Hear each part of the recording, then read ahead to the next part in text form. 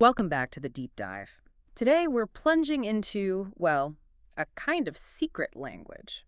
Not spoken words exactly, but the hidden instructions, the sort of mathematical DNA that powers pretty much everything around us. Right, like your phone, the algorithms predicting what you'll buy next. Yeah. Even the AI systems we talk so much about. Exactly. And what if we told you that the very essence of artificial intelligence, the AI we interact with daily, was actually forged in a language not of, human words, but fundamental concepts like bits and noise and Yeah. pure mathematics? It's fascinating, isn't it? Because we often think of AI as this super modern, almost futuristic thing. Yeah, something brand new. But its core grammar, the real building blocks, they were laid down way back, mid-20th century. We're talking about intellectual giants like Claude Shannon and John McCarthy. You might not know their names offhand, but their work, it's quite literally the mathematical DNA, as you said, underpinning every single AI algorithm you encounter. No exaggeration. So our mission in this deep dive is to really get under the hood and understand that DNA. We're going to unpack Shannon's revolutionary information theory. He defined communication in a way nobody had before, gave us that fundamental unit, the bit. Then we'll dive into automata studies, basically the blueprint for how machines process information, logic, reasoning, that sort of thing. The mechanics of machine thought, in a way. Right. And of course, we'll meet John McCarthy. Brilliant mind. He didn't just give artificial intelligence its name, he kind of gave it its mission statement. Set the direction for the whole field, really. So by the end of this, you won't just know about these concepts. You'll see how they're not just, historical footnotes collecting dust somewhere. They are vibrant, active principles. They're vibrating right at the heart of modern AI. From the huge language models everyone's talking about to the search engine you used 5 minutes ago. It's all built on this stuff. Okay, let's get into it. Imagine a world. Just try to picture it, where we didn't even have a way to quantify something like information. How do you even start to define that? It's almost unthinkable now, isn't it? Before Shannon, information was fuzzy, intuitive. We knew what it felt like to get information, but measure it. No way. Right. He just transformed it, made it concrete, something measurable, almost like a commodity, you could say, something you could transmit, store, process. Wow. And that fundamentally changed how we think about communication, obviously, but also computation. It laid the absolute essential groundwork for, everything that came next in AI. Okay, so let's kick off properly with the genesis of information, Claude Shannon's revolution. When you send a text or make a call, it feels so seamless, instantaneous. You just expect it to work. Exactly. We rarely stop and think about the invisible mechanics underneath it all. But imagine trying to design that system from scratch. How would you even begin to figure out what's actually being communicated? Or, more importantly, how do you make sure it gets there accurately, reliably? And that's precisely the challenge Claude Shannon took on. How do you guarantee that what's sent is what's received? Especially when the channels aren't perfect. They're noisy. Right.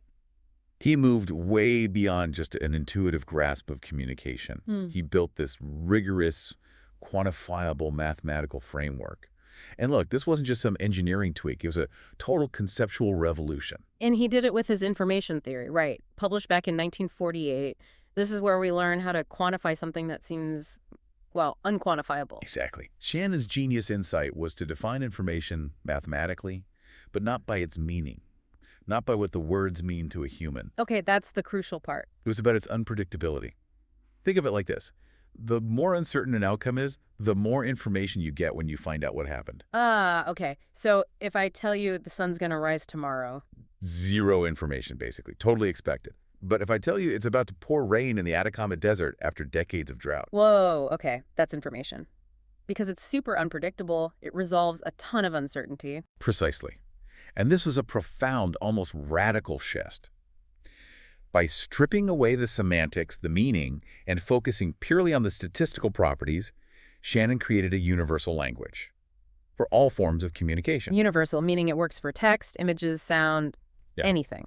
Anything that can be represented digitally, which made it possible to engineer systems to handle it all. And central to this universal language was his introduction of the bit. The famous bit. The fundamental unit of information. A simple binary choice, 0 or 1.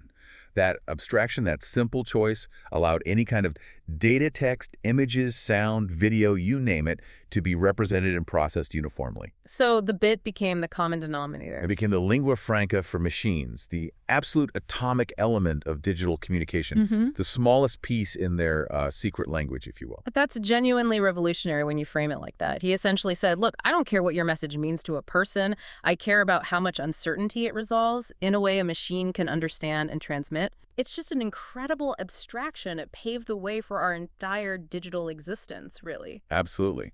And this core idea also directly told us how efficiently we could encode and send data.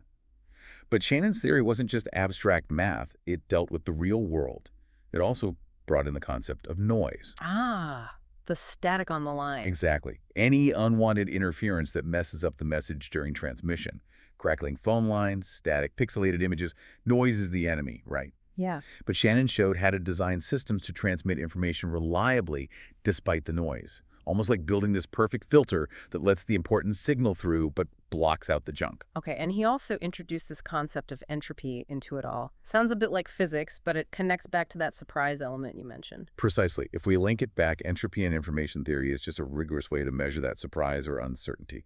Sun rising tomorrow. Very low entropy, very little information. Desert rain. High entropy, lots of information. It's basically the average amount of information you need to transmit the value of something, or you could think of it as the average uncertainty baked into a random variable. So a totally predictable message has low entropy. Or very low. Carries almost no information. Something that resolves high uncertainty carries a lot. And this directly tells us how efficiently we can encode data.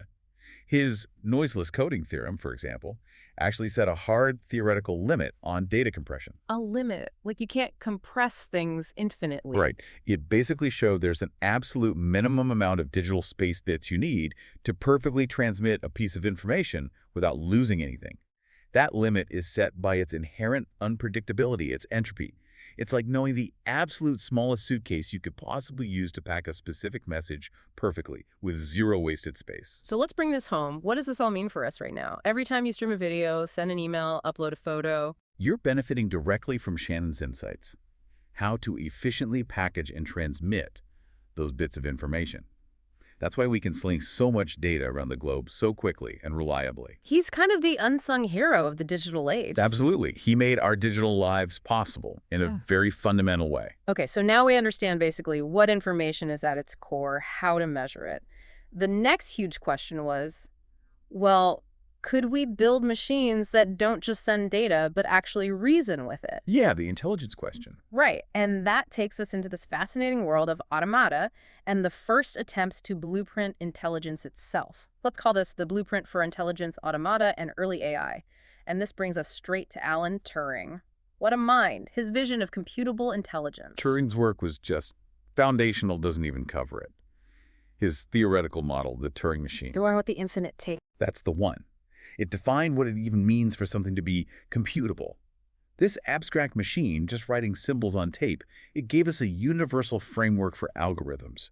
It was this huge conceptual leap for understanding the limits and the possibilities of any computational process, biological or artificial. And then there's the Church-Turing thesis. Sounds super academic, but my understanding is it basically says, well, if one type of computer, like Turing's machine, can compute something, then other types, like Church's lambda calculus, can too. They're kind of equivalent in power. That's the gist of it, yes. This idea of universality was profound. It meant that if you could define a problem as computable, the specific how the mechanics didn't really matter. A machine could theoretically do it, regardless of how it was built. Okay. But Turing didn't just stop at pure computation theory. His 1950 paper, Computing Machinery and Intelligence, that's where he tackled the big one. Can machines think? And he proposed a practical, testable way to approach it. The imitation game, the Turing test. It's such a brilliant concept. He wasn't just theorizing about machines, he was asking these deep philosophical questions about intelligence itself. And then he gives us this, well, it's almost like a party game to test it. Kinda, yeah. The core idea was, look, if a machine can hold a conversation well enough to fool a human judge into thinking it's human, well, maybe we should consider it intelligent. At least in that behavioral sense. So it shifted the focus. Completely. It moved from how a machine thinks inside, which we might never know, to what it can do on the outside. It made intelligence about observable behavior, not hidden mechanisms. And that perspective, It still hugely influences AI research today, especially with conversational AI.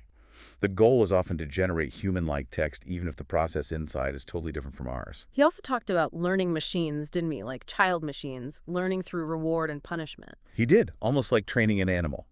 But what's really striking looking back is his comment that the teacher might be largely ignorant of quite what is going on inside the machine they're training.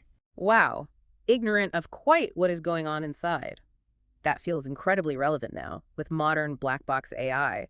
Even the creators sometimes don't fully grasp how their complex systems reach certain decisions. It's incredibly prescient.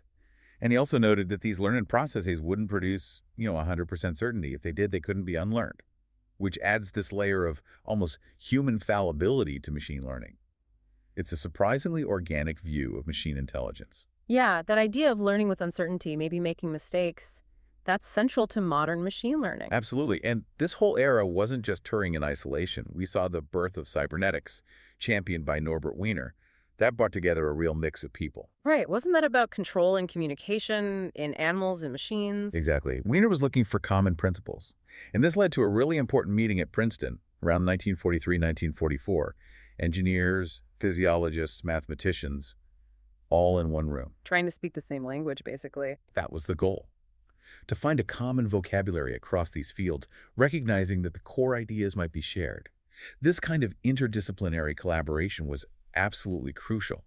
It laid the intellectual groundwork for AI by linking biological insights with the emerging ideas about computation.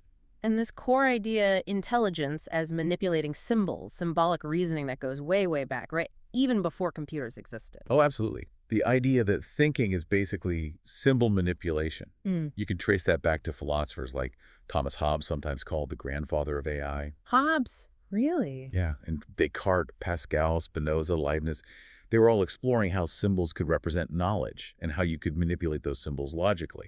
It was all conceptual groundwork. And then Babbage came along. Right, Charles Babbage in the 19th century designed the analytical engine, the first general-purpose computer concept. That was the idea of symbolic operations made concrete. And even earlier, 1911, Leonardo Torres y Quevedo built a machine that could play basic chess endgames based on similar symbolic ideas. Early attempts at machine reasoning. Showing that intelligence maybe could be broken down into these discrete logical steps. That was the hope, the driving idea. But the actual term artificial intelligence that came later from a specific event. It did. That was the Dartmouth workshop in 1956, a really pivotal moment. John McCarthy, along with Marvin Minsky, Nathaniel Rochester, and Claude Shannon was there too. They organized this workshop. And that's where the name was born. That's where the term artificial intelligence was formally introduced. And it wasn't just giving it a name tag. It gave the whole field its mission, its identity, a unifying banner to rally under.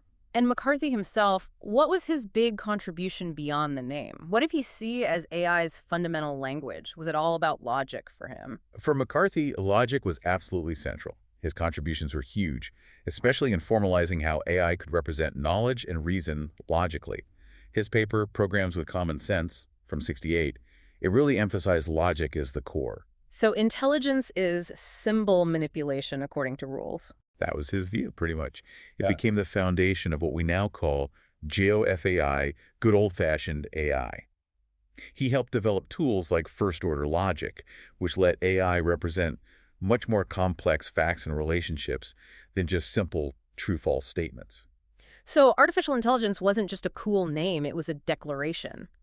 We believe intelligence can be broken down into logical, computable steps, a proper scientific pursuit. Precisely. It set the stage for the whole symbolic AI era. But, these early models, while groundbreaking, they quickly ran into walls. Like the perceptrons. Yeah, Frank Rosenblatt's perceptrons. Early neural networks, inspired by brain cells. The idea was simple. If enough signals come in, the neuron fires. They use these linear threshold functions for basic pattern recognition. Sounds promising. It was, but then Minsky and Papert wrote their book Perceptrons in '69. They showed these simple perceptrons just couldn't solve certain types of problems, like figuring out if shapes in an image were connected or not. That required more complex computations than the basic perceptron could handle. And that kind of stalled things for neural nets. Big time. It contributed significantly to the first AI winter for neural networks. Funding dried up, interest shifted back heavily towards symbolic approaches for a while. And chess machines. They showed promise, but also limits. Right. The early ones, back in the cybernetics days, showed that, the basic rules of chess, easy to compute.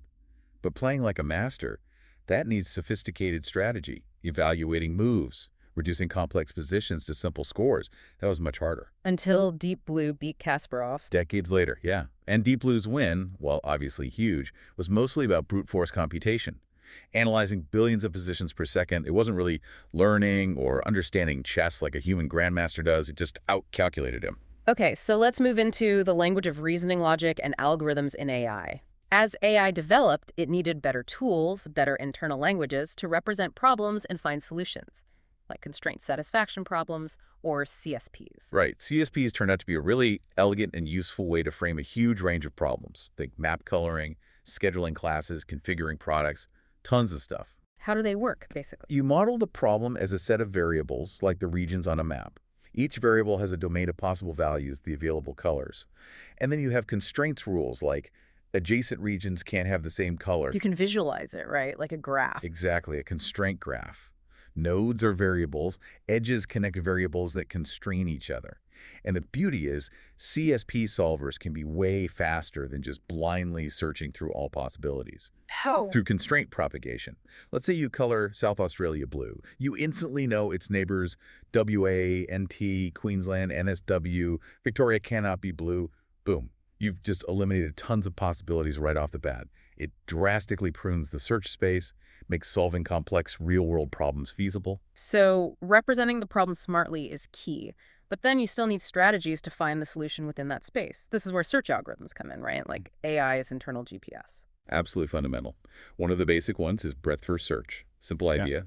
Explore level by level, start at the root, then all its direct children, then all their children, and so on. Like ripples in a pond. Kind of, yeah. It uses a simple queue, first in, first out. And the advantage is it guarantees finding the shallowest solution, the shortest path, if one exists. Great for problems where path length matters most, like a simple route finder.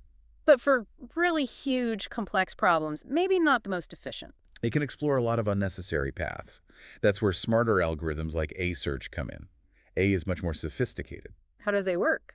It's clever. It combines two things: the actual cost to get to a certain point in the search, how far we've come, and a heuristic estimate of the cost from that point to the goal, our best guess of how far is left. So it uses an educated guess. Exactly. It prioritizes exploring paths that look most promising based on this combined score.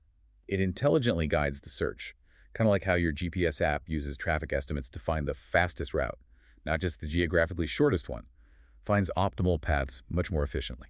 And there are others too, like depth first, branch and bound. Right. That one combines the memory efficiency of just going deep down one path, depth first, with heuristic information.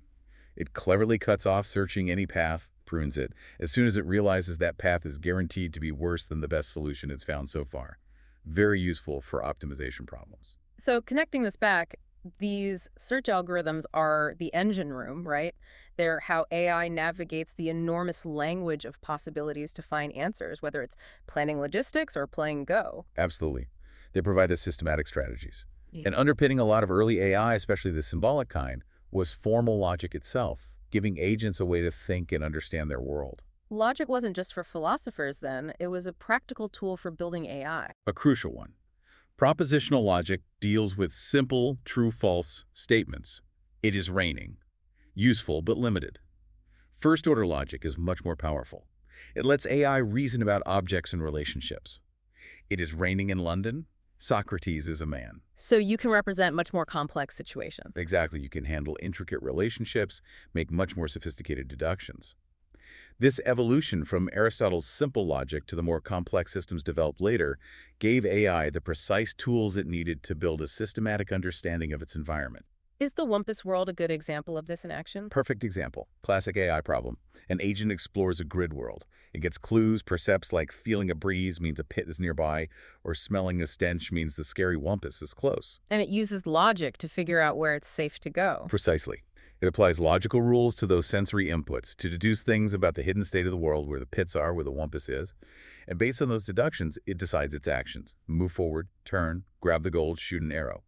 All driven by formal, unambiguous logical reasoning. So what's the takeaway here?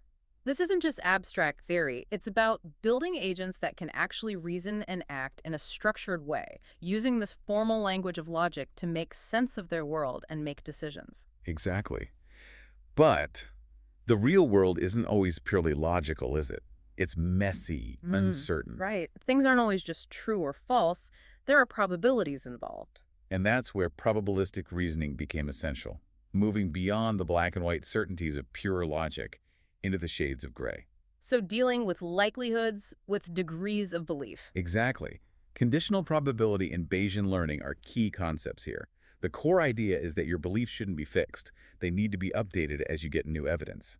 Bayesian learning uses the data you observe to adjust the probability of different hypotheses being true. Like a doctor diagnosing a patient. The symptoms change the probabilities of different diseases. Perfect analogy.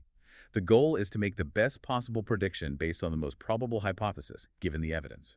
It allows AI to make informed decisions even with incomplete or ambiguous information. And how do you model all those complex interactions, like how one uncertain thing affects another? That's where Bayesian networks are incredibly powerful. They're graphical models, diagrams, basically, that show the conditional dependencies between different variables. For instance, you could model how a faulty sensor, variable A, makes an alarm, variable B, more likely to fail if the core temperature, variable C, is high. Ah, so it maps out the chains of probability. Exactly. It gives AI a structured way to reason under uncertainty, understanding how different factors influence each other probabilistically. It's a language for dealing with ambiguity. And what happens when you have multiple AIs interacting? Does it get even more complex? Oh, yeah. In environments with multiple agents, maybe cooperating, maybe competing, game theory provides the framework. It helps understand optimal behavior when your outcome depends on what others do. Like in economics or strategy games? Precisely. And sometimes game theory even shows that the best strategy for a rational agent is to act randomly, to be unpredictable to opponents. It adds another layer to AI's language, a language for strategic interaction. Okay, let's shift gears. We've talked a lot about logic and symbolic reasoning. But there was another path, one inspired more directly by biology. Let's call this the neural turn information processing in networks. After the AI winter for neural nets, they came back, right? They did, with a vengeance. And the initial inspiration was always there, the human nervous system. Early neural networks aimed to replicate brain-like capabilities: vision, movement, learning. The brain's architecture, neurons, connections, signals that excite or inhibit, served as a loose but powerful model. So it was like looking at the brain and thinking, maybe that's a different kind of language for computation, something more flexible than rigid logic. Exactly. Something adaptable, capable of learning from experience. And models like the neocognitron back in the 80s started showing how this might work. It used hierarchical layers. Hierarchical, like layers of processing. Right. The first layers might detect very simple features like edges or lines in an image. The next layer combines those edges into simple shapes. Deeper layers combine shapes into parts of objects and eventually recognize whole objects. Kind of like how our own visual system works, building up complexity. That was the inspiration, definitely, mimicking how neurons in our visual cortex respond to increasingly complex features. And this whole approach falls under the umbrella of machine learning, right? Learning from experience. Yes. Tom Mitchell gave a great definition back in '97. Machine learning studies algorithms that improve their performance, P, at some task, T, through experience, E. Performance, task, experience, PTE. Exactly. The core idea. Instead of programming explicit rules for every single situation, ML systems learn patterns directly from data, like teaching a system to spot spam not by lifting rules, but by showing it thousands of emails already labeled spam or not spam. It figures out the patterns itself. And there are different ways it learns this language of patterns, right? You mentioned supervised versus reinforcement learning earlier. Crucial distinction. Supervised learning is like learning with the teacher providing answers. You get input data, like images, and the correct labels, cat, dog. The model learns to map inputs to the correct outputs based on these labeled examples. Like flashcards. Pretty much. Reinforcement learning is more like learning through trial and error, interacting with an environment.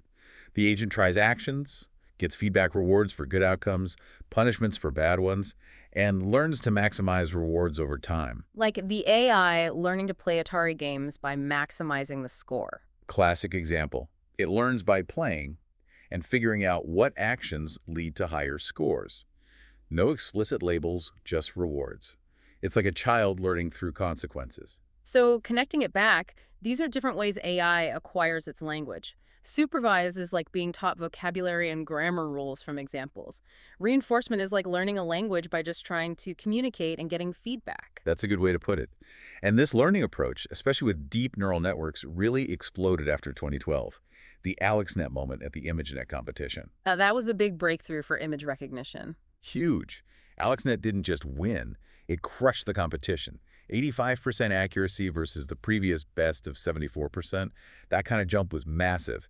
It instantly convinced researchers deep learning was the future for computer vision, overcame years of skepticism. Money and talent flooded into the field. And the key technology was convolutional neural networks, CNNs. What makes them so good for images? They have a couple of clever tricks. One is sparse interactions. Okay. Instead of every neuron looking at the entire image, neurons in a CNN layer only look at small patches, like using tiny magnifying glasses. More efficient. Much more. And the other trick is weight sharing. You use the same magnifying glass, the same pattern detector across the entire image. So if it learns to detect a horizontal edge, you can detect it anywhere, not just in one spot. So it learns features that are reusable across the image. Exactly. This combination lets CNNs efficiently learn that hierarchy of features we talked about. Edges combined into shapes, shapes into object parts into whole objects. It mirrors biological vision quite effectively. So how do these networks actually learn the right patterns? How do they adjust their magnifying glasses when they make mistakes? That's the magic of backpropagation. It's the core training algorithm. Basically, when a network makes a prediction, you compare it to the correct answer and calculate the error, how wrong it was. Okay. Backpropagation then uses calculus, the chain rule, to efficiently figure out how much each connection, each weight in the entire network contributed to that error. It works backwards from the error signal. And then adjust the weights. Precisely. It nudges the weights in a direction that reduces the error. You repeat this process millions of times with lots of data, and the network gradually learns to make better predictions. It's learning from its mistakes on a massive scale. And making networks deeper helps. More layers. Generally, yes. Depth-based scaling has been key. More layers allow the network to learn more complex functions, more abstract hierarchies of features. Though it's not just depth. Research like EfficientNet showed you need to cleverly balance depth, width, number of neurons per layer, and input image size for optimal performance and efficiency. It's incredible. You're essentially teaching a computer to see by bombarding it with pictures, and it figures out the visual language through this massive error correction process, a huge leap from programming rigid rules. Absolutely. And this deep learning revolution then moved powerfully into text, leading to the rise of large language models, LLMs, and the transformer architecture.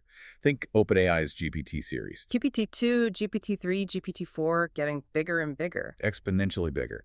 GPT-2 had 1.5 billion parameters. GPT-3 had 175 billion. GPT-4 even more.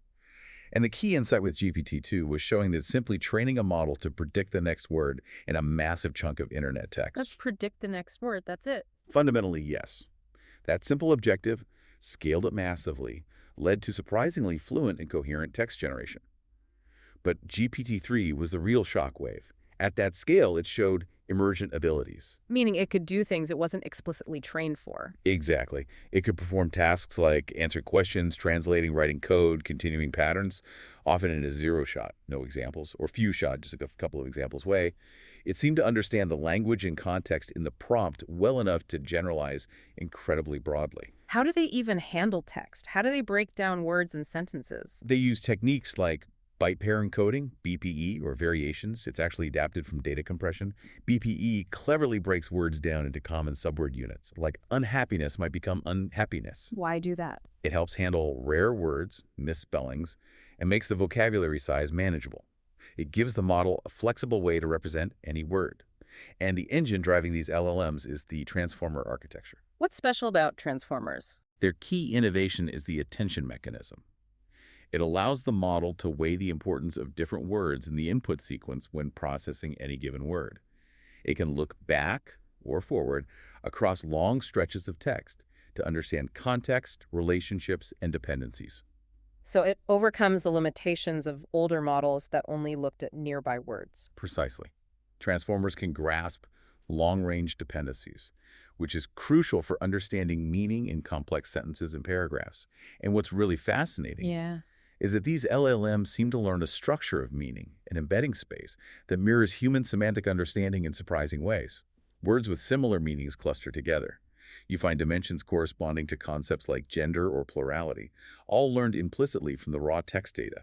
So they're not just predicting words, they're building a kind of statistical map of our conceptual world from language. It strongly suggests that, yes. Yeah. They're implicitly learning the language of our concepts from the language we use. Okay, let's tie this all together.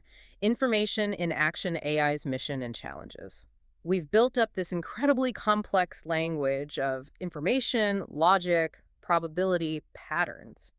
What is AI ultimately trying to do with it all? What's the core mission? At the end of the day, if you want to boil it down, AI's core mission is prediction. Prediction.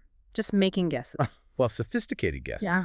AI is fundamentally a prediction technology. It makes calculations about future events or unknown information. Probability of rain, customer churn, fraud detection, the next word you'll type. It's all prediction. And the goal is always to minimize prediction mistakes. So it's about making better, more informed guesses than humans can. Often, yes, especially with complex data. AI refines prediction by conditioning averages on many factors simultaneously.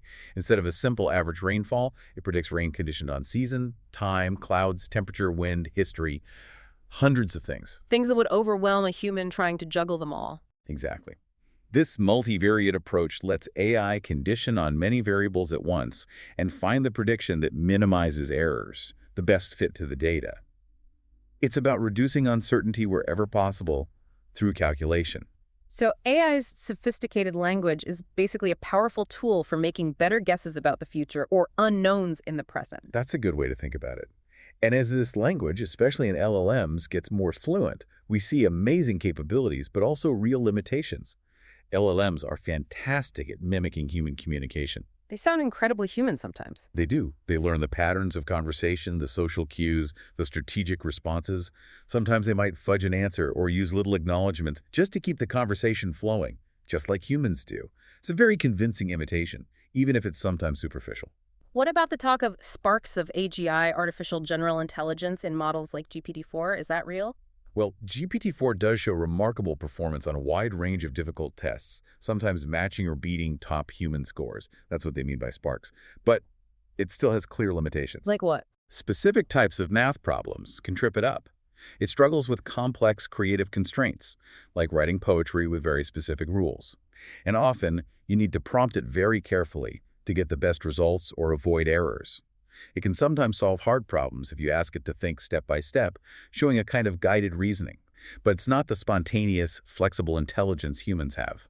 Not yet, anyway. And the big one, LLMs making stuff up, hallucinations. That seems like a fundamental problem with their language. It's a major limitation, absolutely. They can confabulate, generate false but plausible-sounding information, especially if you push them to justify an incorrect answer. They'll often invent a convincing but totally bogus reason, rather than admitting they don't know or were wrong based on prior instruction. Which is dangerous if people trust them implicitly. Hugely dangerous. They can produce authoritative-sounding nonsense, making reliability a massive challenge. And their language can also be biased, reflecting the data they learned from. Inevitably. They're trained on colossal datasets, often including unfiltered internet text, so they absorb the biases present in that data. While the raw models might reflect a mix of views, the fine-tuning process, often aimed at making them safer or more helpful, can inadvertently steer them towards specific viewpoints, like certain political stances, or they might generate stereotypical content. It's a direct reflection of the linguistic diet they were fed. Which brings us squarely into some really serious ethical and safety considerations. This isn't just tech anymore, it's impacting society. Deeply. A huge challenge is the alignment problem. How do we design AI systems whose goals and values stay aligned with human values? It's incredibly hard because, well, human values are complex, often contradictory, and they change. And a misaligned AI wouldn't necessarily be evil. Not in the human sense. But an AI single-mindedly pursuing an objective, even a seemingly benign one that's purely specified, might logically resist being shut down, or might deceive humans simply because that helps it achieve its goal more effectively. It's instrumental convergence on power-seeking behavior, potentially.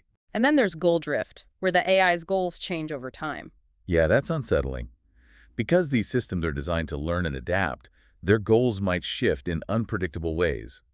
An AI designed for one purpose could develop unintended sub-goals, maybe related to self-preservation or resource acquisition, that lead it down dangerous paths. It could lead to moral catastrophes or, in the extreme, pose an existential threat if not managed carefully. And the global AI race probably doesn't help with safety.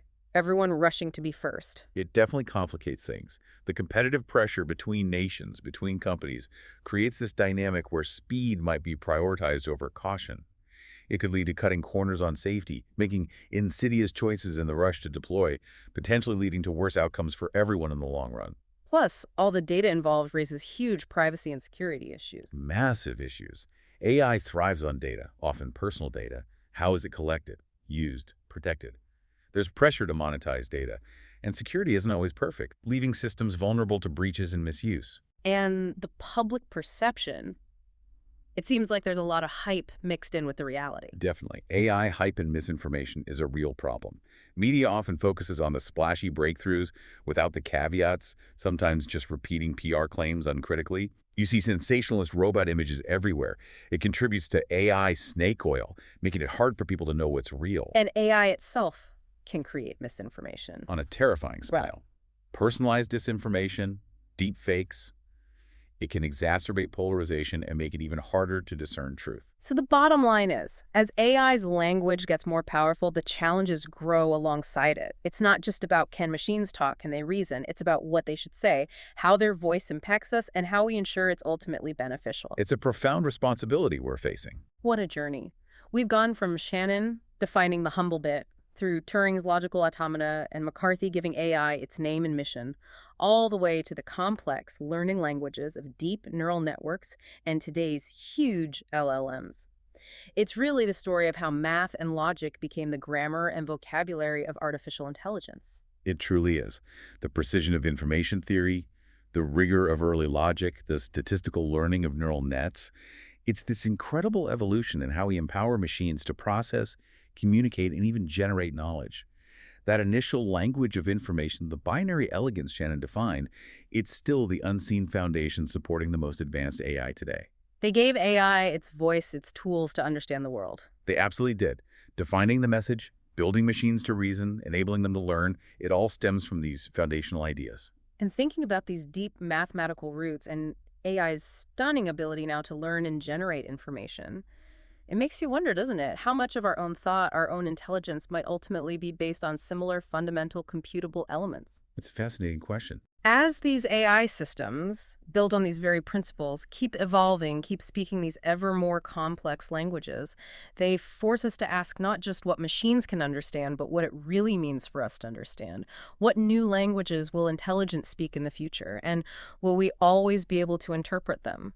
Or could they one day surpass our ability to fully comprehend? This is definitely a provocative thought to leave folks with. Yeah, A lot to mull over. indeed. Well, thank you for joining us on this deep dive into the foundational language of AI. We hope you found it as fascinating as we did. Until next time, keep digging deeper.